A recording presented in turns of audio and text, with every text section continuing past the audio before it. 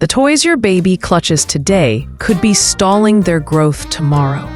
Did you know those oversized blocks might be keeping their tiny fingers from mastering the pincer grip they need by their first birthday? Picture this.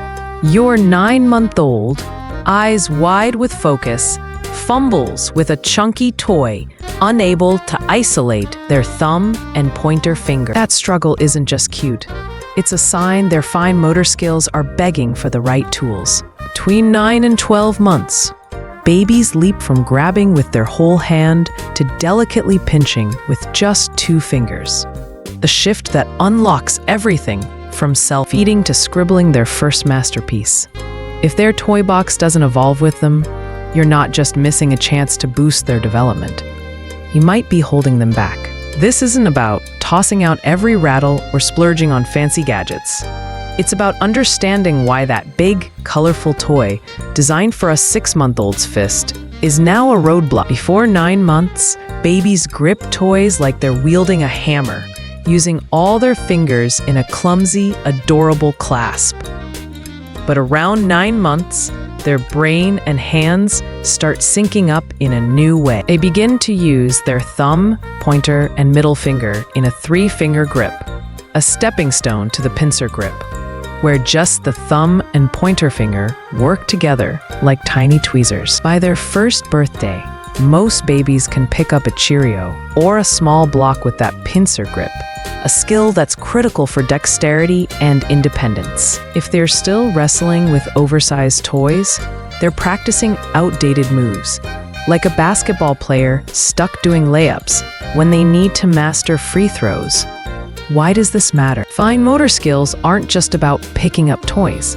They're the foundation for life skills. A child who struggles with precise finger movements at 1 might have a harder time holding a spoon at 2 or a pencil at 5. Studies show that early fine motor delays, if unaddressed, can ripple into challenges with writing and self-care by preschool age.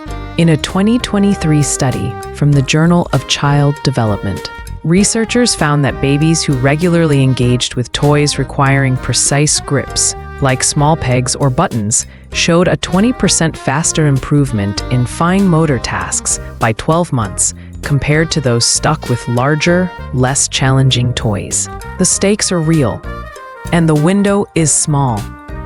Now imagine your baby's toy box as a gym for their fingers. It's time for a makeover. The right toys at this stage aren't just fun. They're precision tools for brain and hand coordination. Take peg inset puzzles, for example. Those tiny pegs, no bigger than a grape, force your baby to pinch with their thumb and pointer finger, training the pincer grip. Last week, I watched a 10-month-old named Lily at a playgroup, her tongue poking out in concentration as she tugged a circle-shaped puzzle piece free. Her mom clapped like it was an Olympic win, and it was.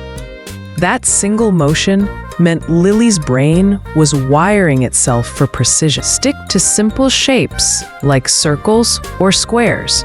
They don't require wrist-twisting finesse. That's too tough at this age. Avoid puzzles with big knobs.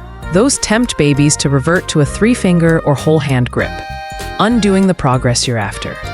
Push and pop-up toys are another game changer. These are the ones with buttons that spring open to reveal a giggling animal or a bright shape.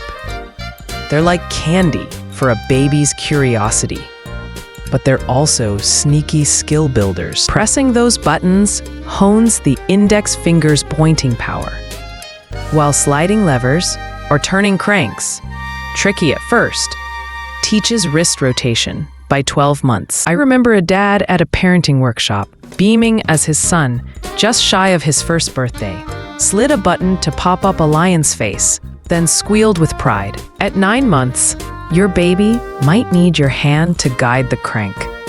But by 12 months, they'll be doing it solo, their wrist twisting with newfound confidence. These toys aren't just play, they're milestones in motion. What if you could spark that same progress with something as simple as small blocks? Not the giant ones they chewed on at 6 months, but smaller ones, about the size of a walnut.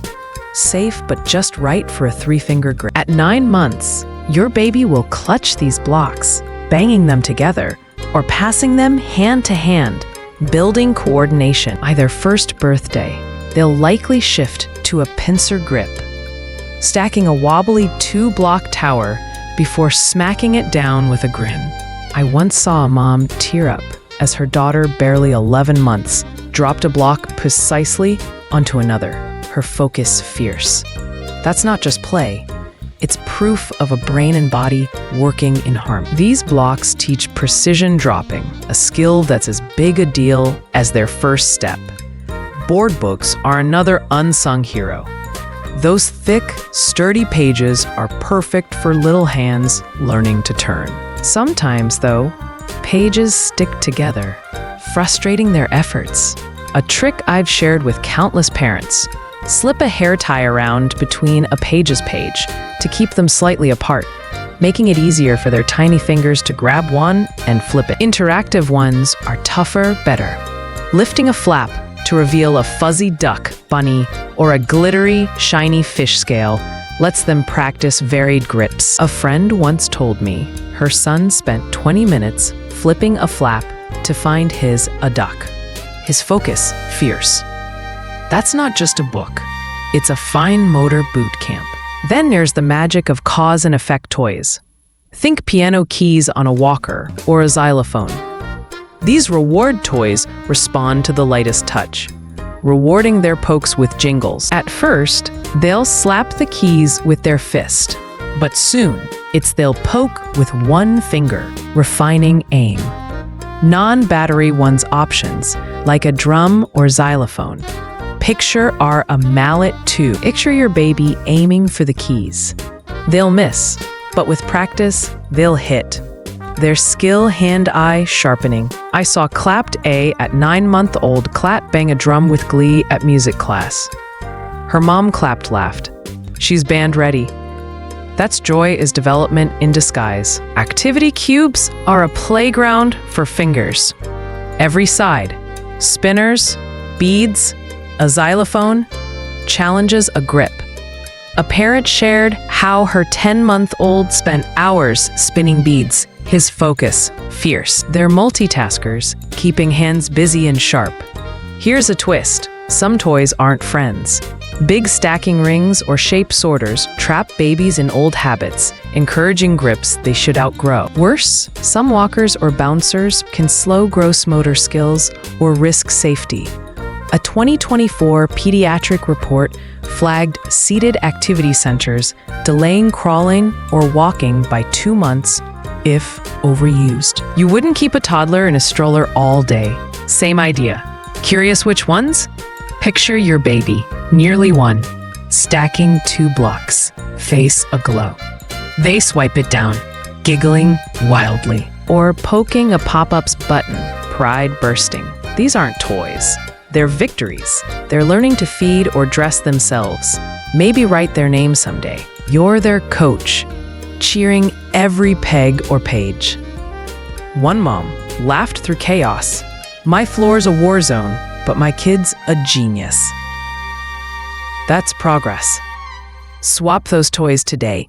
Grab a puzzle, blocks, a book, a drum. Don't let old toys dim their spark. If this hit home, thumbs up and subscribe. Your support fuels these tips. Tell me, which toy's next for your baby's box?